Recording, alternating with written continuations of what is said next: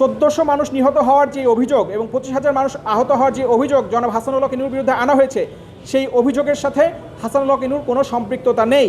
সাধারণ মানুষের উপর গুলি করতে হবে বা তাদেরকে দমন করতে হবে এই ধরনের কোনো কথোপকথন সেখানে ছিল না। এই মামলায় প্রসিকিউশন পক্ষে মোট 8টি অভিযোগ এনেছে। এর মধ্যে 2টি অভিযোগ 2টি টক শোতে অংশগ্রহণের বিষয়ে, 2টি অভিযোগ আছে তৎকালীন প্রধানমন্ত্রী শেখ হাসিনার সাথে কথোপকথনের বিষয়ে, 2টি অভিযোগ রয়েছে 14 দলের মিটিংয়ে অংশগ্রহণ করার বিষয়ে, একটি অভিযোগ রয়েছে কুষ্টিয়ার পুলিশ সুপারের সাথে কথোপকথনের বিষয়ে এবং আরেকটি অভিযোগ, সর্বশেষ অভিযোগটি রয়েছে কুষ্টিয়াতে 5ই আগস্ট 6টি হত্যাকাণ্ডে তাকে সম্পৃক্ত করে প্রসিকিউশন অভিযোগপত্র ফর্মাল চার্জ দাখিল করেছিল। প্রসিকিউশন যে 8টি অভিযোগ তার বিরুদ্ধে দাখিল করেছে, আমরা পুঙ্খানুপুঙ্খভাবে যুক্তিতর্ক উপস্থাপন করে এবং প্রসিকিউশনের সাক্ষ্য প্রমাণ থেকে দেখিয়েছি এই অভিযোগ প্রমাণে প্রসিকিউশন সম্পূর্ণরূপে ব্যর্থ হয়েছে। জুলাই আগস্ট 2024-এ যে ঘটনা বলি, সেই ঘটনার সাথে এবং সেখানে 1400 মানুষ নিহত হওয়ার যে অভিযোগ এবং 25,000 মানুষ আহত হওয়ার যে অভিযোগ জনাব হাসানুল হক ইনুর বিরুদ্ধে আনা হয়েছে, সেই অভিযোগের সাথে হাসানুল হক ইনুর কোনো সম্পৃক্ততা নেই। বরং আমরা প্রসিকিউশনের ডকুমেন্ট থেকেই দেখিয়েছি জুলাই আগস্টে যে ঘটনা, সেই ঘটনা একপাক্ষিক কোনো ঘটনা ছিল না।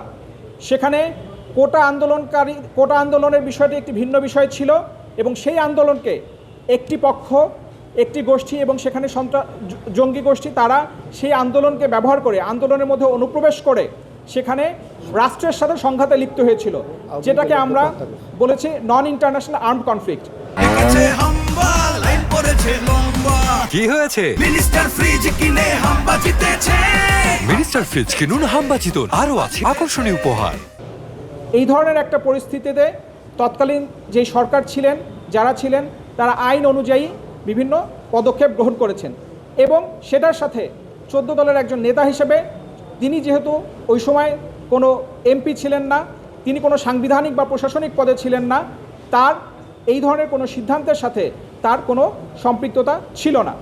14 দলের যে বৈঠকের কথা বলা হয়েছে সেটা সম্পূর্ণরূপে একটি রাজনৈতিক বৈঠক এবং সেখানে রাষ্ট্রের তখন কি পরিস্থিতি ছিল আপনারা জানেন এবং আমরা প্রসিকিউশনের যে ডকুমেন্ট প্রসিকিউশন দাখিল করেছে, যে সাক্ষ্য প্রমাণ এনেছে, দালিলিক সাক্ষ্য এনেছে, জাতিসংঘের প্রতিবেদন, ওই সময় পুলিশের পাঠানো বিভিন্ন প্রতিবেদন এবং 5ই আগস্টের পরেও এই ট্রাইব্যুনালের তদন্ত সংস্থা থেকে বিভিন্ন পুলিশ স্টেশনে জানতে চাওয়া হয়েছিল যে কী পরিমাণ গুলি ব্যবহার করা হয়েছে, অস্ত্র ব্যবহার করা হয়েছে। সেখানে আমরা দেখিয়েছি প্রসিকিউশনের ডকুমেন্ট থেকে নারায়ণগঞ্জের থেকে পিবিআই থেকে রিপোর্ট করা হয়েছে, উত্তর দেওয়া হয়েছে 18ই জুলাই পিবিআই অফিসে হামলা করে অস্ত্র লুট করা হয়েছে। এই ধরনের বিভিন্ন প্রতিবেদন প্রসিকিউশনের ডকুমেন্টেই আছে এবং জাতিসংঘের প্রতিবেদনে নরসিংদীর জেলখানায় হামলা করে 800 জনকে ছাড়িয়ে নেওয়া, এনায়েতপুর থানায় হামলা করে 14 জন পুলিশকে পুড়িয়ে মারা, যাত্রাবাড়ির রায়েরবাগে পুলিশকে মেরে ওভারব্রিজের সাথে ঝুলিয়ে রাখা, সিলেটে বিভিন্ন থানায় হামলা করে অস্ত্র লুট করা সহ বিভিন্ন ঘটনা প্রসিকিউশনের ডকুমেন্ট থেকে আমরা দেখিয়েছি এবং এই সমস্ত ঘটনা প্রমাণ করে এগুলো কোনো সাধারণ ছাত্র জনতার কাজ না। এই কাজগুলো কারা করেছে সেই বিষয়ে প্রসিকিউশন কোনো তথ্য উপাত্ত হাজির করেনি এবং কোনো ব্যাখ্যা দেয়নি। প্রসিকিউশন ঘটনার সময় বলেছে 1 জুলাই থেকে 5ই আগস্ট পর্যন্ত। আপনারা জানেন এই ঘটনাগুলো এই সময়কালের মধ্যেই হয়েছে, কিন্তু এই ঘটনাগুলোর ব্যাপারে প্রসিকিউশন কোনো বক্তব্যই এখানে উপস্থাপন করেনি।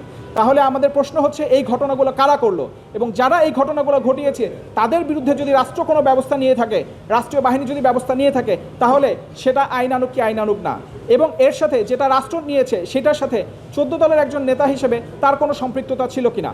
আমাদের নিবেদন ছিল যে এই ধরনের এই সিদ্ধান্তগুলো যে রাষ্ট্রীয় বাহিনী যারা ছিল তারা অন স্পট তারা সিচুয়েশন বুঝে তারা ব্যবস্থা নিয়েছে। জনাব হাসানুল হক ইনুর সাথে তৎকালীন প্রধানমন্ত্রীর 2টো টেলিফোন আলাপ ট্রাইব্যুনালের প্রসিকিউশন দাখিল করেছে। এই টেলিফোন আলাপ দুটি গণমাধ্যমে এবং সোশ্যাল মিডিয়াতে ইতোমধ্যে এটা প্রচারিত হয়েছে, আপনারা দেখেছেন এবং ট্রাইব্যুনালেও বারবার আমরা ট্রাইব্যুনালে এই কনভারসেশন শুধু রিটেন ট্রান্সক্রিপ্ট প্রসিকিউশন যেটা দেখিয়েছে সেটাই না, আমরা বাজিয়েও এটা শুনেছি এবং সেখানে সাধারণ মানুষের উপর গুলি করতে হবে বা তাদেরকে দমন করতে হবে এই ধরনের কোনো কথোপকথন সেখানে ছিল না।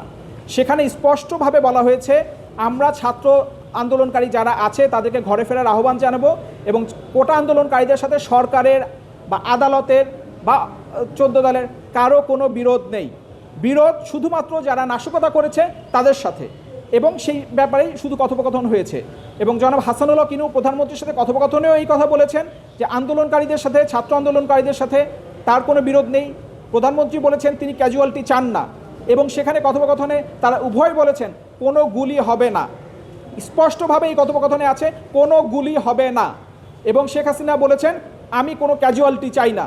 তারপরেও কিভাবে এই প্রসিকিউশন দাবি করতে পারে যে এই কথোপকথনের মাধ্যমে অভিযোগ প্রমাণিত হয়েছে, এটা আমাদের বোধগম্য নয়। বরং আমরা মনে করি এই কথোপকথনই জনাব হাসানুল হক ইনুর প্রধান ডিফেন্স, এবং এই কথোপকথনের মধ্যে কোনো ইনক্রিমিনেটিং এলিমেন্ট, তাকে অভিযুক্ত করার মতো বিন্দুমাত্র উপাদান এই কথোপকথনের মধ্যে নেই।